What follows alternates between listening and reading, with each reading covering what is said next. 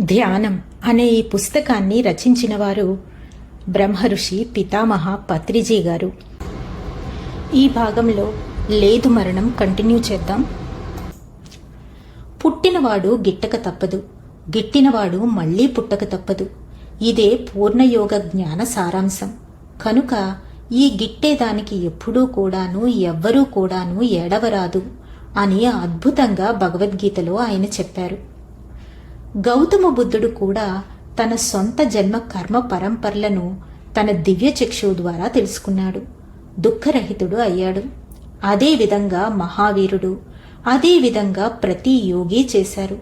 Jesus Christ నేను ఇంతకు ముందు ఎలీజా అని చెప్పారు.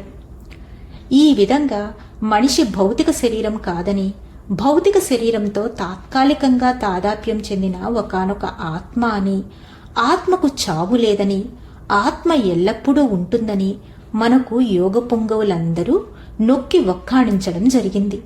ప్రతి ఆత్మ రకరకాల శరీరాలలో ప్రవేశిస్తూ ఆ శరీరాలను కాలక్రమేణా వదులుతూ చివరికి పరిపూర్ణ ఆత్మ జ్ఞానంతో ఈ జన్మ మరణ పరంపరను ఛేదించి తాను కూడా ఓ పరమాత్మగా ఊర్ధ్వలోకాలలో శాశ్వతమైన పదవిని చేరుతుందని మనకి యోగ పుంగవులందరూ చెప్పారు. ఇదే సత్యాన్ని నేను తెలుసుకున్నాను.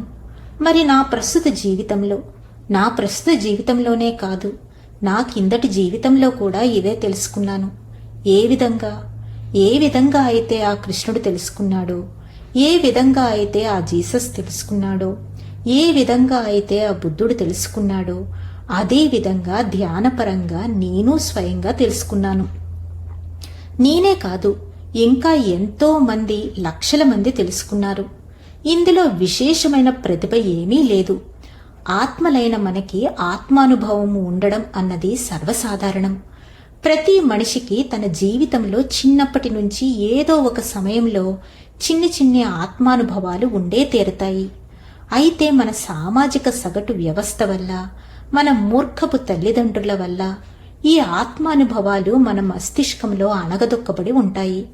కానీ ఎవరైతే ఒకంత ధ్యానం చేసి, ఒకంత యోగాభ్యాసం చేసి తమ మనస్సులను ఆలోచనారహితం చేసుకుంటారో వెంటనే వారికి సూక్ష్మ శరీర, కారణ శరీర, మహాకారణ శరీర సంబంధమైన అనేక అనుభవాలు కలిగి అనేక ఆత్మ విజ్ఞానపరమైన సత్యాలను వెంటనే తెలుసుకుంటారు.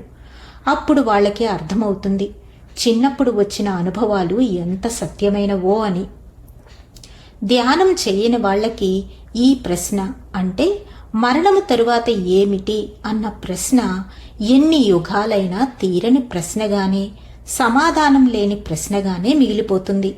ధ్యానం చేసేవాళ్లకి మాత్రం ఆ ప్రశ్నకు సమాధానం వెంటనే అనుభవపూర్వకంగా దొరుకుతుంది. కనుకనే పిరమిడ్ స్పిరిచువల్ సొసైటీస్ వారి సందేశం ఏమిటంటే, ఈ ప్రశ్నకి సమాధానం ఎవరికి వారే ధ్యానముద్రలో ఉండి తెలుసుకోండి అని. ఏ శాస్త్రాన్ని నమ్మవద్దు, ఏ మతాన్ని నమ్మవద్దు, మన సొంత అనుభవాన్నే మనం నమ్ముదాం. ఏ విధంగా అంటే, కాసేపు కళ్ళు మూసుకుని కూర్చొని శ్వాస మీద ధ్యాస ఉంచడం ద్వారా, ఏ మంత్రాన్ని జపించకుండా, ఏ రూపాన్ని ఊహించకుండా శ్వాస మీద ధ్యాస పెడితే వెంటనే ఆ శ్వాస ఉధృతం తగ్గిపోయి మనం ఆలోచనారహిత స్థితికి త్వరలోనే చేరుకుంటాం. ఆ ఆలోచనారహిత స్థితిలో క్రమక్రమంగా దివ్యచక్షువు ఉత్తేజితమవుతుంది. సూక్ష్మ శరీరం విడువడుతుంది. సకల లోక అనుభవాలు వెంటనే మనకి దర్శనమిస్తాయి. చావు అంటే ఈ స్థూల శరీరం నుంచి సూక్ష్మ శరీరం అన్నది శాశ్వతంగా విడివడడం మాత్రమే. చావులో కానీ, నిద్రావస్థలో కానీ, ధ్యానావస్థలో కానీ సూక్ష్మ శరీరం అనేది స్థూల శరీరం నుంచి విడివడుతుంది. ధ్యానావస్థలో కానీ, నిద్రావస్థలో కానీ విడివడిన సూక్ష్మ శరీరం ఆ నిద్ర కాగానే, ఆ ధ్యానం పూర్తి కాగానే తిరిగి స్థూల శరీరంలో ప్రవేశిస్తుంది. అయితే మరణ సమయంలో మాత్రం సూక్ష్మ శరీరం స్థూల శరీరంలో తిరిగి ప్రవేశించజాలదు. ఎందుకంటే ఆ సూక్ష్మ శరీరానికి, ఆ స్థూల శరీరానికి మధ్యవర్తిగా ఉన్న ఒకానొక ప్రాణమయ తీగ, అంటే సిల్వర్ కార్డ్ అంటాం, అది విఘటితమౌ చెందుతుంది. కనుక తిరిగి సూక్ష్మ శరీరం స్థూల శరీరంలో ప్రవేశించ వీలు లేదు.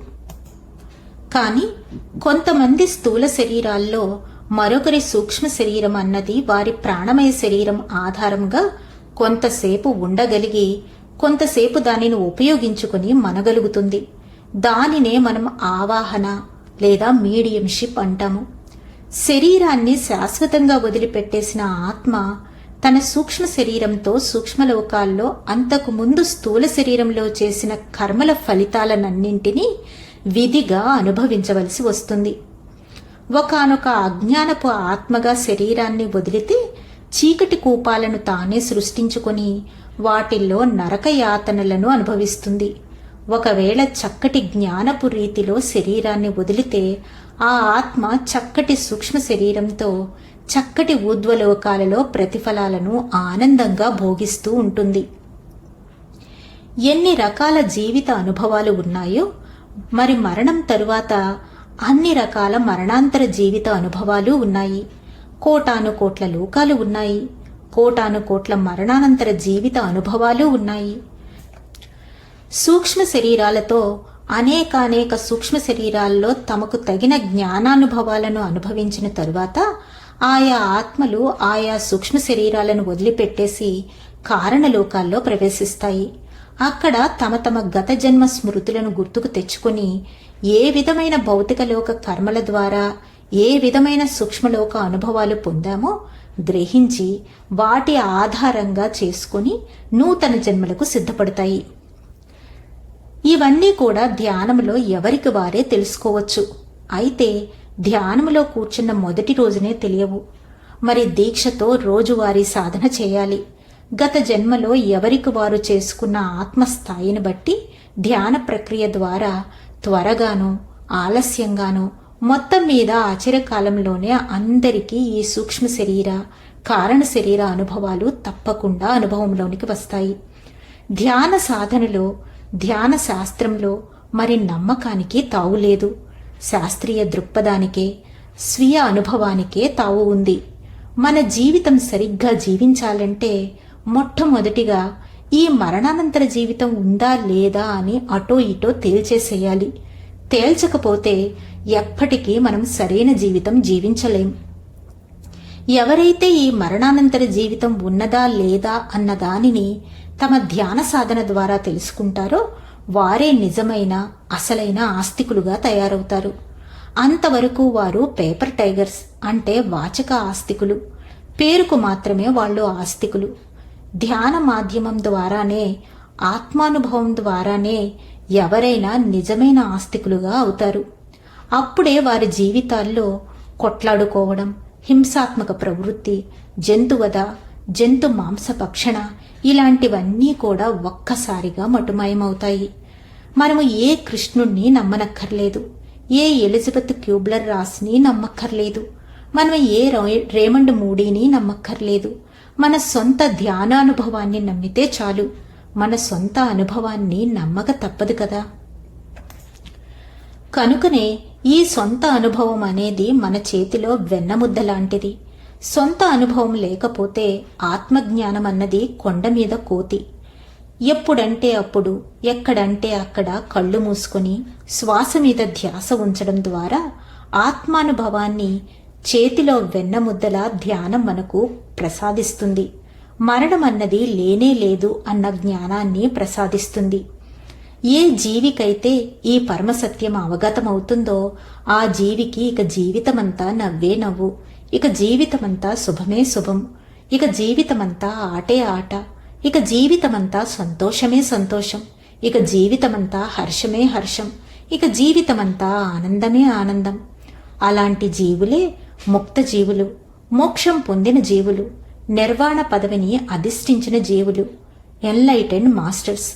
మరి ముక్త జీవులే సమాజంలో సరైన సభ్య సమాజపు జీవులుగా మెలగగలరు. ముక్త జీవులే అందరినీ సభ్య సమాజపు జీవులుగా మార్చగలరు. ముక్త జీవులే ఈ భూమిని దివిగా మార్చగలరు. ముక్త జీవులే ఈ ప్రాపంచికాన్ని ఆధ్యాత్మికంగా చూడగలరు. పిరమిడ్ స్పిరిచువల్ సొసైటీల మాస్టర్ల ధ్యేయం ప్రతి మనిషిని ముక్తజీవుడిగా చేయటం. లేదు మరణం అనే అనుభవాన్ని ప్రతి మనిషికి ప్రసాదించే ప్రయత్నం చేయడమే ప్రతి పిరమిడ్ స్పిరిచువల్ సొసైటీ మాస్టర్ యొక్క ధ్యేయం. ఏ కణానికి, ఏ మొక్కకి, ఏ జంతువుకి, ఏ న్యూట్రాన్కి, ఏ ప్రోటానికి మరణ భయం అన్నది లేదు, ఒక్క మానవుడికి తప్ప. ప్రతి పశువు, ప్రతి ఏనుగు అన్నీ ఎంతో హాయిగా జీవిస్తున్నాయి. ఎందుకంటే ఆ యొక్క ఆత్మలు తమ శాశ్వతమైన ఆత్మతత్వాన్ని గురించి తెలుసుకునే ఉన్నాయి. కనుకనే ప్రతి పశువు చంపబడుతుంటే కొంత సావధానంగానే చస్తుంది, ఎక్కువగా ఎదిరించి పోరాడదు. తనకు తెలుసు, తప్పదు కనుక శరీరాన్ని విడిచిపెడుతున్నాను, అయితే ఆత్మగా విహరిస్తాను అని. అయితే ఆ పశువును చంపి మానవుడు మాత్రం పాపాన్ని మూటకట్టుకుంటున్నాడు. పశువు ప్రశాంతంగా చస్తుంది, మానవుడు అశాంతితో జీవిస్తాడు. ప్రకృతిని బలవంతంగా వశపరుచుకోవాలని చూస్తున్నాడు మానవుడు. కానీ ప్రకృతి నుంచి నేర్చుకోవాలి, ప్రకృతిని గౌరవంగా చూడాలి అన్నదే సభ్య మానవ రీతి, సభ్య మానవ జీవిత విధానం. కనుక లేదు మరణం అని విశ్వంలో ప్రతి ప్రాణి ఘోషిస్తూ ఉంటే పరిణితి చెందని మానవ ఆత్మలు మాత్రం మరణ భయంతో కంపిస్తున్నాయి.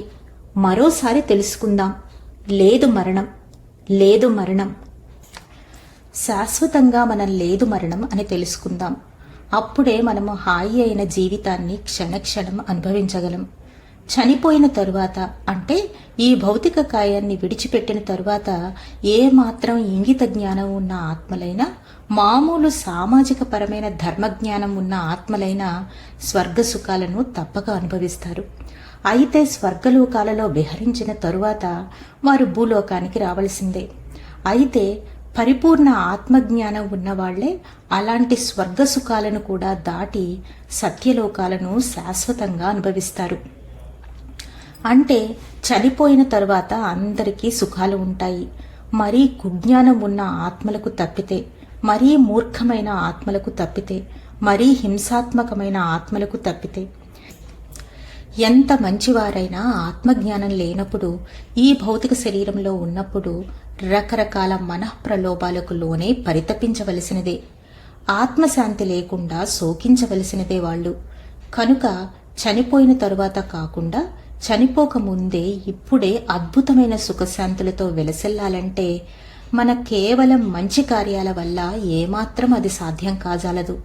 కేవలం ఆత్మజ్ఞానం ద్వారానే, ఆత్మ యొక్క అనుభవం ద్వారానే సత్యలోక ప్రాప్తి అన్నది, నిత్యానందలోక ప్రాప్తి అన్నది సాధ్యం. కనుకనే శుభాశుభ పరిత్యాగి అన్నాడు కృష్ణుడు. అంటే శుభాల్ని అశుభాల్ని రెండింటినీ పరిత్యజించు, నీలో నువ్వు నిమగ్నంగా ధ్యానం చెయ్యి, యోగివిక. అప్పుడే నీకు శాశ్వతమైన సుఖశాంతులు ఇప్పటి నుంచే లభిస్తాయి. మరి చనిపోయిన తరువాత అత్యంత ఊర్ధ్వలోకాలకు చేరుతావు, తిరిగి ఈ లోకానికి రావు అని కృష్ణుడు, ఆ గొప్ప ఆధ్యాత్మిక శాస్త్రవేత్త, ఆ సాటిలేని గీతలో విస్తారంగా ప్రవచించాడు. కనుక ఈ క్షణము నుంచే మనం ఆత్మజ్ఞానపరమైన పరమసుఖాలను అనుభవించాలి. ఎలాగూ చనిపోయిన తర్వాత అనుభవిస్తాం కదా, అప్పుడే మన సుఖాలన్నింటినీ అనుభవిద్దాం. అంతవరకు మనకు శాంతి ఉంటేనేం, అశాంతి ఉంటేనేం, రోగం ఉంటేనేం, అనారోగ్యం ఉంటేనేం అని ఎప్పుడూ అనుకోకూడదు. ఇప్పుడు మాత్రం రోగం ఎందుకు ఉండాలి, ఇప్పుడు మాత్రం ఎందుకు అశాంతి ఉండాలి, ఇప్పుడు మాత్రం ఎందుకు అసుఖం ఉండాలి? చనిపోయిన తర్వాత దివ్య జీవితం కంటే ఈ క్షణం నుంచే దివ్య జీవితం జీవించవచ్చు కదా. తప్పకుండా ఆ విధంగా జీవించాలన్నదే పిరమిడ్ స్పిరిచువల్ సొసైటీస్ మాస్టర్లందరి ధ్యేయం. ప్రతి మనిషి ఇప్పటి నుంచే, ఈ క్షణం నుంచే దివ్య జీవితాన్ని అనుభవించాలి. ఇప్పటి నుంచే, ఈ క్షణం నుంచే అమర సుఖాలను అనుభవించాలి. మనకు మృత్యువుకు సంబంధమే లేదు అని తెలుసుకొని శాశ్వత ఆనంద జీవితానికి మనమంతా సమాయత్తమవుదాం. కనుక వెంటనే ధ్యాన ప్రస్తావన ఎత్తుదాం. వెంటనే కళ్ళు మూసుకొని శ్వాస మీద ధ్యాస ఉంచుదాం. వెంటనే మన నాడీ మండలాన్ని శుద్ధి చేసుకుందాం. వెంటనే దివ్య చక్షువును ఉత్తేజితం చేసుకుందాం. వెంటనే మన సూక్ష్మ శరీరాన్ని విడుదల చేసుకుందాం. వెంటనే ఊర్ధ్వలోకాలలోని మన పూర్ణాత్మతో, మన ఆస్ట్రల్ మాస్టర్లతో అనుసంధానం చేసుకుందాం. వెంటనే మన జన్మ పరంపర గురించి తెలుసుకుందాం. ఇవన్నీ పొందడానికి మన దైనందిక జీవితంలో ఏ విధమైన మార్పులు చేసుకోనక్కర్లేదు. మన సంసార సుఖాలను అస్సలు విడిచిపెట్టనక్కర్లేదు. మన ఇహలోకపు ఎంతమాత్రమూ పరిత్యజించవలసిన అవసరం లేదు. ఇహలోకపు కళలను, విద్యలను ఒక పక్కన నేర్చుకుంటూనే, ఇహలోక సుఖాలను ఒక పక్కన అనుభవిస్తూనే అమరలోకపు దివ్య జీవితాన్ని కూడా మరోపక్క జీవించాలి. ఆధ్యాత్మికంగా 2 విధాలుగానూ చక్కగా జీవించవచ్చు. అదే సరైన జీవన రీతి. అతి చక్కగా ప్రాపంచికంగా, అతి చక్కగా ఆత్మపరంగా ప్రతిరోజు జీవించాలి. అదే పూర్ణ దివ్య జీవిత సారాంశం. సంసారాల్లో పిల్లలతో ఆనందంగా ఉండడానికి, స్త్రీ పురుషులు పరస్పర సంభోగానందం అనుభవించడానికి ఎప్పుడూ ఎంత మాత్రమూ సిగ్గుపడాల్సిన అవసరం లేదు. సెక్స్ అన్నది సంతోషంగా, ఆనందంగా, చక్కగా స్వీకరించవలసిన, అనుభవించవలసిన ప్రకృతి సహజమైన విషయం. అందుకే ఈ సృష్టి ఉంది. అన్నింటినీ చక్కగా అనుభవించడానికే ఈ సృష్టి.